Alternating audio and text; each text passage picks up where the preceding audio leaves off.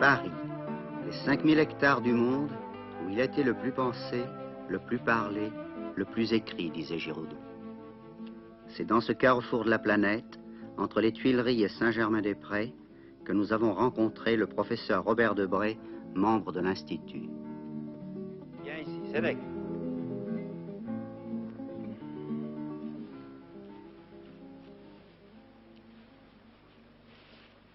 Allez, hop, viens ici, vite, cours, allez. Ce matin-là, dans son jardin, Viens ici, le professeur vite, faisait cours, sa cours, promenade allez. quotidienne avec son Allez, chien Sénèque.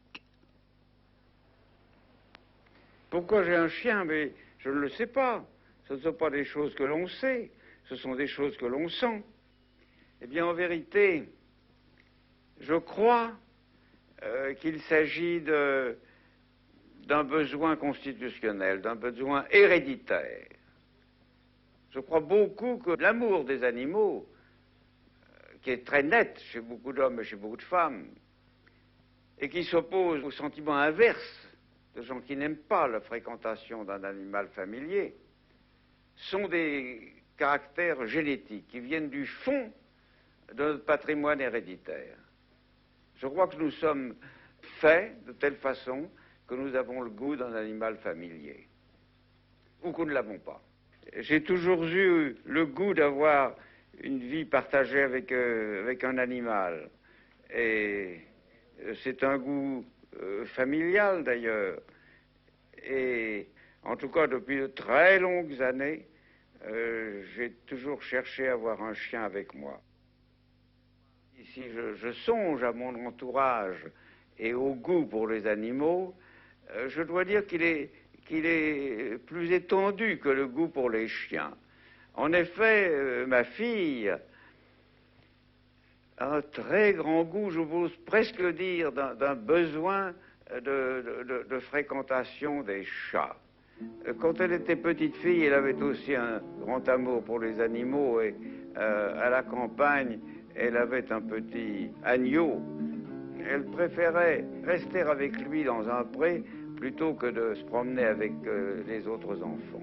Et actuellement, mes petits-enfants, mes petites-filles aussi ont le besoin d'un compagnon animal et en particulier d'un chat siamois. L'autre jour, je suis allé à la campagne avec de mes petites filles et je puis dire que la conversation pendant tout le trajet a porté sur les caractères, les qualités et le comportement du chat siamois qui était son compagnon. Le goût du cheval aussi est très fort dans ma famille et nous avions à la campagne pendant de longues années des chevaux et tous les matins nous faisions une promenade à cheval. Nous avons un souvenir des chevaux que nous avons eus. Leur nom figure sur l'écurie aujourd'hui abandonnée de ma résidence de campagne et ces noms sont évocateurs pour nous tous de promenade et d'amitié pour un cheval ou une jument. Et mon fils Michel, bien connu, a désiré faire son service militaire à Saumur et a d'ailleurs été le premier de sa promotion et aussi avec beaucoup d'amitié pour le cheval. Et à l'heure actuelle, la seule façon de l'empêcher de travailler est de le pousser à faire une promenade à cheval avec un de ses fils qui eux aussi aiment bien les chevaux. Il y a des rapports entre l'être humain et l'animal qui sont des rapports très profonds et vivre toute une vie sans avoir un chien ou sans avoir un chat quand naturellement les conditions matérielles le permettent, ce n'est pas une vie tout à fait complète. Viens Sénèque, viens ici. Viens Sénèque, viens, nous allons nous promener tous les deux. Viens Sénèque, viens.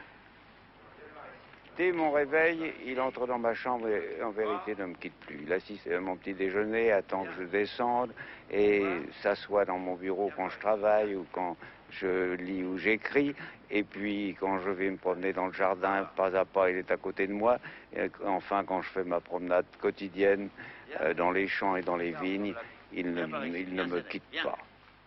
Viens, mon vieux, viens ici, viens, Sénèque, viens ici, Sénèque, viens. Nous passons vraiment, je puis dire, nos périodes de campagne côte à côte. Viens.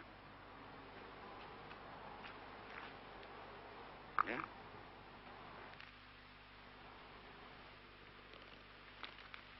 C'est un compagnon idéal et je ne pourrais vraiment pas me passer de lui quand je suis seul à la campagne. Viens, Sénèque, viens. Viens, mon vieux chien, viens, mon vieux, viens. J'ai la sensation que si je ne le sors pas, si je ne lui offre pas sa promenade, je n'ai pas bien agi vis-à-vis de lui. Viens. Viens par ici, viens. C'est vous dire que nous avons, dans mon groupe familial, une très grande amitié pour les animaux familiers. Viens comme ça. Tu aimes bien te promener dans l'herbe mouillée. Tu ne te roules pas dans l'herbe mouillée parce qu'il y a du monde. Tu es très bien élevé. Je crois que ceci est un héritage du côté paternel, car mon père s'intéressait beaucoup à la nature, aux plantes et aux animaux. Que pensez-vous de l'utilisation des animaux en médecine? Oh, pour moi, le problème ne se pose même pas, n'est-ce pas? Il y a une hiérarchie dans les devoirs, une hiérarchie dans les comportements. Notre devoir absolu est de faire l'impossible pour améliorer le sort des hommes, pour diminuer la souffrance des hommes, pour lutter contre les maladies des hommes. Mais la médecine expérimentale a été fondée par Claude Bernard au cours du XIXe siècle, et c'est depuis ce temps qu'on se sert des animaux, en même temps que Pasteur développait, comme vous le savez, la microbiologie, c'est-à-dire l'action des microbes sur l'homme et les causes des maladies infectieuses, et où naturellement, là aussi, il fallait travailler avec des animaux. J'ajoute que les animaux étaient aussi les bénéficiaires de ces recherches, puisque tout l'art vétérinaire, qui les protège eux-mêmes contre la maladie et la souffrance, dérive des mêmes expériences. C'est donc un véritable péché contre notre devoir humain que de gêner l'expérimentation sur l'animal. Nous avons besoin d'eux, nous avons besoin de les tuer, puisque nous ne pouvons pas vivre sans avoir dans notre alimentation des produits animaux, des protéines animales, comme nous disons dans notre jargon. Par conséquent, nous sommes amenés à élever des animaux pour les tuer pour notre propre usage. Nous sommes amenés à élever des animaux pour qu'ils nous aident dans notre travail quotidien, pour nos recherches scientifiques et notamment nos recherches biologiques.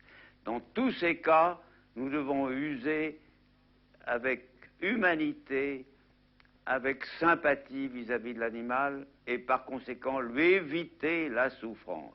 En vérité, je le répète, le devoir vis-à-vis d'eux est de se servir d'eux avec humanité.